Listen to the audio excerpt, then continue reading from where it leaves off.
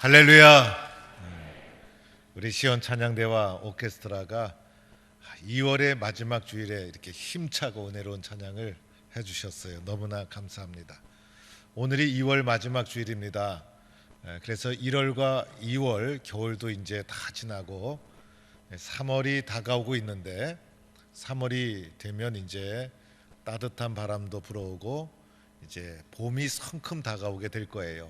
학교도 개학하고. 그래서 1월 달부터 새해가 시작되지만은 3월 달부터 새해가 시작되는 기분인 거예요. 그래서 이제 맞이하는 3월에 더 힘차게 달려가고, 오늘은 또 사순절 첫 번째 주간이 됩니다. 그래서 이제 새로운 마음으로 우리가 더 열심히 달려가야 되겠다라는 마음의 다짐을 하게 됩니다. 이제 겨울이 되면 동계 수련회를 하듯이 우리 주일 낮 예배 때도 이제 성도님들이 다 함께 모일 수 있는 장소가 바로 주일 낮 예배이기 때문에 우리에게 7대 실천사항, 지난주에 한번 얘기하고 오늘도 이제 이어서 신앙의 가장 기초가 되는 것, 그래서 훈련이라 생각하시고 기본 신앙의 자세를 딱 무장해서 3월 달부터 올해는 열심히 아주 하나님 중심으로 살겠다라는 마음으로 지난주에 이어서 7대 실천사항에 대해서 말씀을 드리고자 합니다. 신앙이라는 것은 삶이요 실천인 것이죠. 생활로 나타나는 것이 신앙인 거예요. 먼저는 우리가 예수 믿는 것은 마음에 예수님을 영접함으로 마음속에서 일어난 사건이고, 또 영혼이 구원받는 영적인 사건인 것이죠. 그래서 마음에서 일어난 것, 영적인 사건, 이것이 어떻게 눈으로 볼 수가 있습니까? 눈에 보이지 않잖아요. 여러분, 예수님 마음에 들어온 거 보입니까? 안 보입니까? 안 보이는 거예요. 그래서 이 신앙이라는 것은 마음에서 일어난 사건이고 영혼의 사건인데, 이것을 어떻게 보여줄 수 있을까? 삶으로 실천함으로 내가 마음속에 예수가 있다는 것을 보여주고 증거하고 나타나게 되는 거예요. 그래서 이 변화된 마음, 구원받은 영혼이 교회 생활을 통해서 삶으로 실천으로 우리의 신앙이 드러나고 증거되고 나타나야 되기 때문에 우리에게는 교회 생활이라는 것이 참 중요하고, 교회 생활을 통해서 신앙의 삶을 이어가게 되어지는 거예요. 그래서 예수를 잘 영접한 것 같은데도 교회 생활에 실패하게 되면 신앙이 작아지고 사라지고, 그러나 맨 처음에 예수님 영접했을 때는 희미하게 영접했어도 교회 생활 잘 뿌리내리면 믿음이 구체적으로 성장해서 믿음이 장성하게 되고, 그래서 예수 믿으면서 신앙 생활을 시작하지만은 신앙 생활의 모든 결론은 교회 생활에서 맺어지고 열매 맺고 끝나게 되는 거예요. 그래서 교회 생활에서 삶의 생활로, 습관으로, 실천으로 우리의 신앙이 드러나고 나타난다라고 할 수가 있는 거예요. 지난주에 하나님과 나의 수직적인 관계를 말씀드렸죠. 먼저 우리가 예수 믿으면서 신앙의 길을 걸어가는데 나와 하나님과의 수직적인 관계, 그죠? 얼마나 중요합니까? 그래서 예수 믿고 난 우리들은 하나님 앞에 회개하는, 자백하는 마음이 살아 있어야 되는 거예요, 그죠?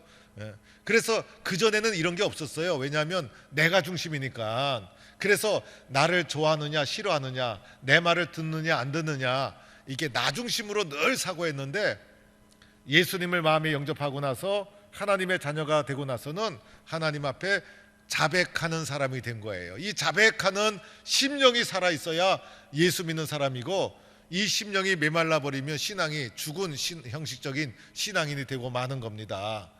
그리고 이어서는 회개하는 심령 위에 무엇을 경청합니까? 말씀 경청. 예수 안 믿는 사람은 말씀을 믿지도 않고 듣지도 않아요. 그런데 예수 믿고 자백하고 나니까 우리의 심령밭에 하나님의 말씀대로 될 줄로 믿고, 말씀이 하나님 자신임을 믿고 말씀을 경청하고 사모하고, 그래서 말씀으로 가득 채우고, 그리고 이어서 말씀대로 살기 위해서 뭘 합니까? 기도 실천. 그래서 회개, 자백, 말씀 경청, 기도 실천을 통해서 하나님과의 수직적인 관계가 쫙 견고하게, 이게 튼튼하게 형성이 되면 1차적으로 하나님과의 신앙적인 수직적 관계가 잘 이루어졌다라고 할 수가 있어요. 그리고 나서 이어지는 것이 이 수평적인 관계, 수평적인 교회와의 관계, 이웃과의 관계를 어떻게 교회 생활 속에서 실천하며 맺어가며 살아갈 것인가가 중요한데, 그래서 수직과 수평, 이 십자가의 원리가 견고하게 우리의 신앙의 기초로 잘 놓여 있을 때 우리가 바른 신앙인, 바른 교인으로 반듯하게 하나님 앞에 쓰임받는 성도가 되어지는 겁니다. 그래서 오늘은 수평적 관계에 대해서 여러분에게 말씀드리고자 합니다. 수평적 관계의 첫 번째 요소는 교회와의 관계예요. 교회와의 관계. 이 교회 공동체와의 관계를 어떻게 할 것인가, 교회를 어떻게 섬길 것인가. 교회 섬기는 원리는 성경에서 사도 바울이 이렇게 우리에게 말씀합니다. 맡은 자에게 구할 것은 뭐라고요? 충성이다. 그래서 교회는 충성으로 섬겨야 되는 것이 교회라는 거예요. 이것이 교회와의 관계의 원칙으로 여러분이 수직적 관계가 형성되었다면 이 교회는 그리스도의 몸이라고 하지 않습니까? 교회에 절대적인 가치를 부여하고 나는 교회에 충성된 일꾼 되겠습니다. 다지고 마음판에 확 새겨야 되는 거예요. 원칙으로 삼아야 되는 거예요. 교회는 그렇게 세워진 것이고, 우리 믿음의 선배들도 어렵고 힘든 가운데서도 충성하면서 교회를 세워왔던 것이고, 이 충성된 일꾼들이 세운 교회 위에 우리가 오늘도 신앙생활을 하는 것이고, 우리가 충성으로 교회를 섬겨서 교회를 어떻게 섬겨야 되는가를 후손들에게 남겨주어야 하는 것입니다. 여러분, 교회가 세상의 문화와 또 세상 사람들에 의해서 이때는 이래고 저때는 저러고 또 세상 그때의 시류에 따라서 교회가 왔다리 갔다리 하면 교회가 이 세상의 교회로서 전속할 수 있겠습니까? 바람이 불고 문화가 바뀌고 세상이 바뀌고 사람이 바뀌어도 교회는 성경 위에 하나님의 교회로 불완전한 사람은 그 교회한테 충성함으로 교회가 세워지게 되는 거예요. 그래서 사람이 교회를 어떻게 할 수가 없는 거예요. 교회는 섬김으로 세워지고 충성으로 세워지게 되는 것이 교회다. 우리는 이렇게 받아들이고 교회에 충성해야 되는 거예요. 그래서 교회 충성된 마음으로 교회를 잘 섬기는데 첫 번째로 해야 될 게 뭘까? 첫 번째로 교회를 섬길 때 해야 될 첫 번째 단계는 자기의 자리를 지키는 거예요. 교회에서는 중요한 게 자기 자리 지키는 것, 예배 자리 지키고 기도 자리 지키고 은혜의 자리를 지키는 것. 그래서 교회는요, 자기의 자리를 지키는 데서부터 시작이 되는 거예요. 여기에 여러분이 열심과 충성을 다해야 되는 거예요.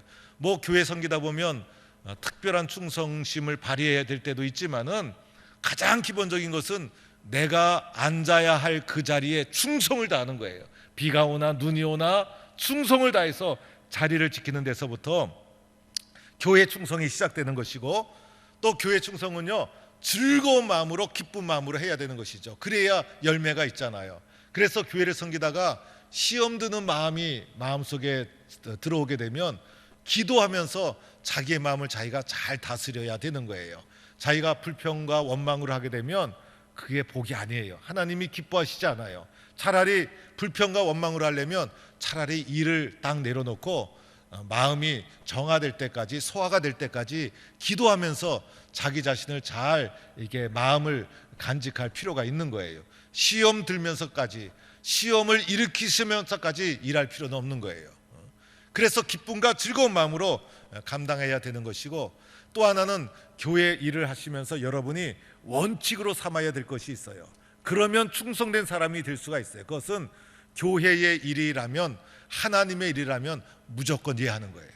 무조건 이해하는 거예요. 내가 판단하고 내가 이익이 되는가 손해가 되는가, 나에게 유익이 되는가 유익이 되지 않는가, 내 시간을 이제 빼앗아 가는가, 내 생활에 어떤 피해를 주는가, 나 중심으로 판단하다 보면요, 여러분 어떻게 이해할 수가 있겠어요? 그래서 하나님의 일을 제우선순위로 두고 무조건 이해하는 거예요. 그래서 하나님의 일에는, 교회 섬김에는 노가 없는 거고 안 된다가 없는 거예요. 그래서 무조건 예하다 보면 맨 처음에는 좀 서투르고 부족해도 예하는 마음속에 서로가 역사가 일어나서 큰 길이 열리고 형통의 길이 열리고 이런 역사가 일어나는 거예요. 그러나 아니요 하면 아무 일도 일어나지 않는 거예요. 그래서 전도합시다. 예. 봉사합시다. 예. 구역장 합시다. 예. 전도합시다. 예. 저만 예 하는 것 같아요. 예. 그래서 무조건 예하다 보면 그 예가 나의 신앙을 성숙하게 올려주고요, 내가 알지 못하던 은혜의 세계를 알게 해주시고 나를 하나님의 큰 인물로 키워주는 거예요. 그래서 예해서 충성되어 축복받는 성도가 되기를 축원합니다. 그리고 두 번째 수평적인 관계는요, 성도와의 관계, 성도와의 관계. 이 성도와의 관계를 어떻게 해야 될 것인가? 예수님의 가르침은 내 몸처럼 사랑하라는 거예요. 우리는 그리스도의 몸이라고 하지 않았습니까? 우리는 영적인 한 가족이고 예수 그리스도의 몸이요 지체인 거예요. 우리는 다 연결되어 있어요. 그래서 몸은요, 한 군데가 아프면 다 아픔을 느끼는 거예요. 여러분 누군가가 아프면 나도 아프고, 제가 아프면 여러분도 아프고, 옆에 있는 성도가 아프면 그 옆에 있는 분도 아픔을 느끼고, 그래서 한 몸을 이룬 것이 교회다. 그래서 교회는요, 한 몸이기 때문에 내 몸처럼, 왜? 내 몸이니까 내 몸처럼 살아가는 것이 교회의 성도와의 관계다. 그래서 교회는요, 예수님의 사랑으로 똘똘 뭉쳐서 악한 세력이 틈탈 틈이 없는 것이 교회 공동체의 원리다. 이렇게 우리가 믿고 사랑해야 되는 거예요. 빌립보서의 말씀에, 우리 새벽에 빌립보서를 얼마 전에 보았는데, 바울이 빌립보 교회에 권면하면서 이렇게 권면하죠. 같은 마음을 가져라. 그리고 같은 사랑을 해라. 그리고 뜻을 합해라. 그래서 한 마음 되라. 그래서 교회는요, 한 마음 공동체. 한 마음이 뭡니까? 한 몸이기 때문에 한 마음이 된 거예요. 그래서 교회는 내 몸처럼 사랑하는 것이 교회다. 세상은 다른 사람을 짓밟아요. 세상의 눈으로 보면서 나보다 못난 사람 하면서 짓밟지만은, 그리고 세상은 자기가 올라가려고 그래요. 그런데 교회는 나는 낮추고 다른 사람을 높여주는 거예요. 그래 교회는요, 서로 올라가는 것이 교회 공동체인 거예요. 그래서 교회는 낮아져서 높여주는 것이 교회다 할 수가 있는 거예요. 이런 성도가 되기를 축원합니다. 얼마나 행복해요. 예수님의 말씀 중에서 실천하고 순종하기 어려운 말씀이 이 말씀이에요. 내 몸처럼 사랑하라. 그렇죠 여러분. 가만히 생각해 보면 사람들이 제일 소중하게 여기는 게 내 몸이에요. 이렇게 내 몸이 소중한데, 이렇게 내 몸이 귀한데, 이 소중한 내 몸처럼 다른 사람 사랑할 수 있겠어요? 이게 순종하기 어려운 거예요. 그래서 누군가가 내 몸처럼 사랑하라 그러면 말이 되냐? 이러고 끝났을 거예요. 그런데 이 말씀을 누가 했어요?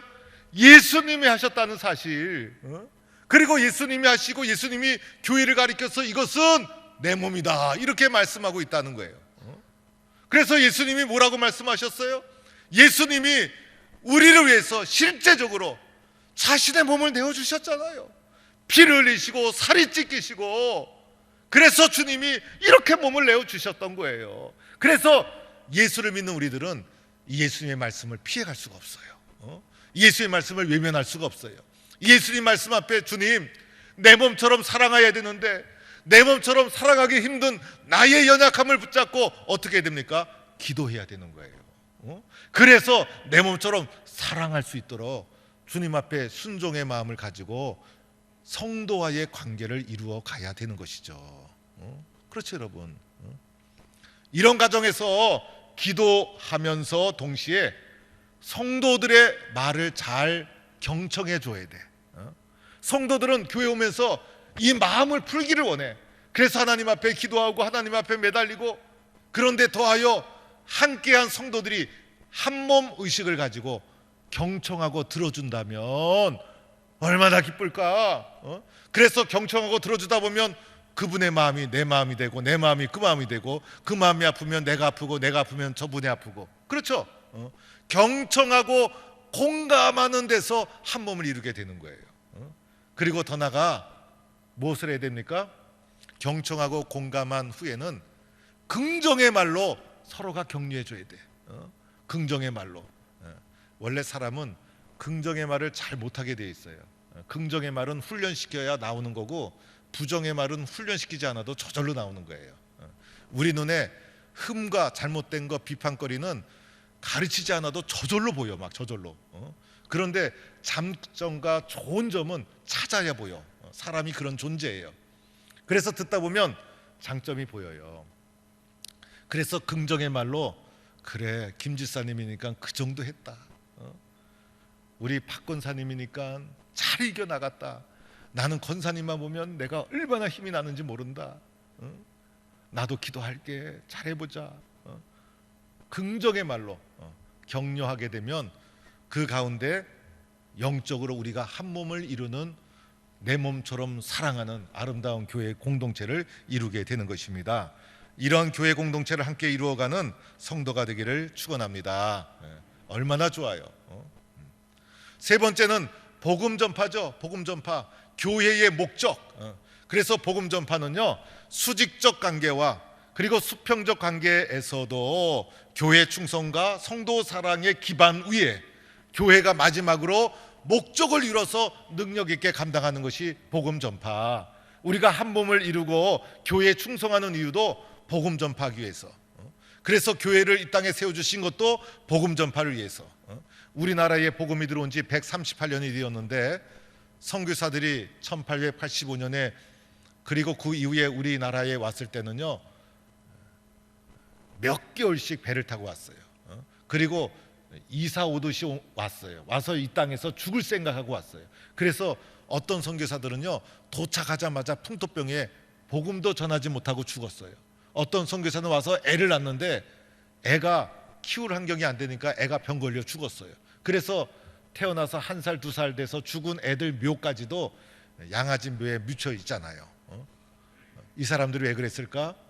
주님의 사명을 순종하기 위해서, 복음 전파의 위대한 사명을 감당하기 위해서 인생을 걸고 생명을 걸었던 거예요. 그래서 나도 이 교회에 존재하는 목적인 소중한 선교적 사명, 교회가 우리들만의 교제의 장소라면 무슨 의미가 있겠어요? 여러분, 그런 교제의 장소는 다른 곳에도 있어요. 교회를 교회답게 만드는 복음 전파의 소중한 사명, 이 사명을 우리가 뜨겁게 감당해야 되는 거예요. 오늘 이 시대에 우리 동북교회를 100년의 역사 가운데 지켜주신 것은 하나님이 우리 교회를 사용해 주신 것이고, 우리 교회가 하나님의 말씀 앞에 순종해서 달려왔기 때문에 100년의 역사를 이어온 것이고, 오늘도 우리가 1000년의 역사를 향해서 주님께서 맡겨주신 복음 전파의 사명을 감당할 때 하나님이 우리 교회를 축복해 주시고 사용해 주시는 거예요. 그래서 예수 안 믿는 영혼을 보게 되면, 하나님 저 영혼도 예수 믿으면 딱 좋은데, 하나님 저 영혼이 예수 믿으면 참 잘 믿을 사람인데, 하나님 저 영혼도 예수 꼭 믿고 은혜 받아야 되는데, 이렇게 여러분이 기도하면서 복음 전파에 힘써야 되는 거예요. 이렇게 십자가의 원리 위에 마지막 이 하나님의 사명을 감당할 수 있도록 뒷받침해 주는 것이 마지막 헌금 생활이라 할 수가 있어요. 여러분, 이 헌금은요, 90%는 나를 위해서 사용하지만은 10%는 하나님이, 10의 1조는 하나님의 것이라, 그래서 하나님이 이것을 도둑질했다 이렇게 말씀하고 있어요. 그만큼 하나님이 엄격하게 이 말씀을 보고 있는 거예요. 이스라엘 민족이 망한 이유가 우상을 숭배하고 하나님을 경홀히 여기고, 그러다 보니 하나님에 대한 성물을 훔쳐가고, 그리고 10의 1조를 업신여기고, 그래서 이스라엘 민족이 결국은 망하게 되지 않았습니까? 그래서 오늘 하나님께서 우리에게 이렇게 말씀하죠. 온전한 11조를 창고에 들여서 하나님의 집에 양식이 있게 하고, 그것으로 나를 시험하여 하늘 문을 열고 너희에게 복을 쌓을 것이 없도록 붙지 아니하나 보라는 거예요. 10의 1조를 통해서 나를 시험하라는 거예요. 10의 1조는요, 단순히 물질이 아니죠. 하나님에 대한 신앙의 고백이 담겨 있는 것이고, 이 모든 물질의 주인이 하나님이심을 고백하는 것이고, 내가 받은 재물 중에 하나님의 것으로 성물로 구별하여 하나님 앞에 드리는 것이니 이것은 하나님이 기뻐하는 것이에요. 여러분, 그것을 통해서 이 땅에 무엇이 확장됩니까? 하나님의 나라가 확장되지 않습니까? 이 성물을 통해서 영혼이 구원받는 놀라운 역사가 일어나지 않습니까? 그래서 하나님이 뭐라고 말씀합니까? 내가 하늘문을 열고 너희에게 복을 쌓을 것이 없도록 붓지 아니하나 보라. 반드시 부어주신다는 하나님의 약속인 거예요. 오늘도 하나님 앞에 드려진 우리들의 이 신앙의 고백의 예물이 하나님 나라를 위해서 구별되이 사용되는 성물임을 기억하고 하나님과의 수직적 관계, 그리고 이 모든 사역을 위해서 힘써 하나님 앞에 봉헌하여서 하나님의 나라가 힘차게 확산되는 씨앗이 되는 우리 성도가 될 수 있기를 바랍니다. 이제 11세기에서 14세기에 걸쳐서 자그마치 361년 동안 유럽에 큰 전쟁이 있었는데, 이 전쟁이 이제 십자군 전쟁이었어요. 우리나라 6.25는 3년 있었는데 6.25 전쟁은, 십자군 전쟁은 자그마치 361년, 전 유럽이 전쟁의 소용돌이에 들어간 것이고 300년 동안, 360년 동안 온 유럽이 아주 폐허가 된 거예요. 여러분 상상을 해보세요. 엄청난 사건이 일어난 것이죠. 그런데 이 십자군 전쟁은 이제 서로마 제국의 이제 서로마 교회, 로마 교회의 주도로 기독교 세력이 총직결해서 다국적군을 이제 기독교의 이름으로 직결이 되고 모여서 1차, 2차, 3차 이제 예루살렘으로 원정 전쟁이 되어진 거예요. 예루살렘과 초대교회의 발상지인 터키, 소아시아 지방이 이슬람 회교도가 점령을 해서 이제 성지를 막 무너뜨리고 막 성전을 모스크로 변화시키고 이러니까 기독교 세력이 총직결해서 이제 전쟁이 일어난 거예요. 런던이나 파리나 스페인이나 로마에서 터키나 이제 예루살렘까지 원정을 가려면 원정 가다가 군대가 죽어요. 원정 가다가 전염병이 돌고 원정 가다가 굶주려 죽고, 그래서 예루살렘까지 가서 전쟁한 경우도 그렇게 많지 않아요. 1차, 2차, 3차 가다가 어느 때는 가다가 다 전멸한 것도 있어요. 그만큼 어려운 전쟁을 기독교의 이름으로, 신앙의 이름으로 진행을 한 거예요. 이때 군인들은 가슴에 빨간색으로 십자가, 옆에도 십자가 보내서 붙여서 그 사람들을 십자군이라 불렀고, 그리고 그 전쟁을 십자군 전쟁이라 역사는 기록하고 있어요. 이 전쟁의 결론이 어떻게 되었을까? 십자군이 패배하게 됩니다. 그리고 기독교 역사의 가장 큰 과오로 남게 됩니다. 여러 가지 이유가 있었죠. 원정 전쟁의 어려움도 있었고 군사적, 지형적 여러 가지 문제가 있었지만은 영적으로 가장 큰 문제는 하나님의 뜻이 아니었다는 거예요.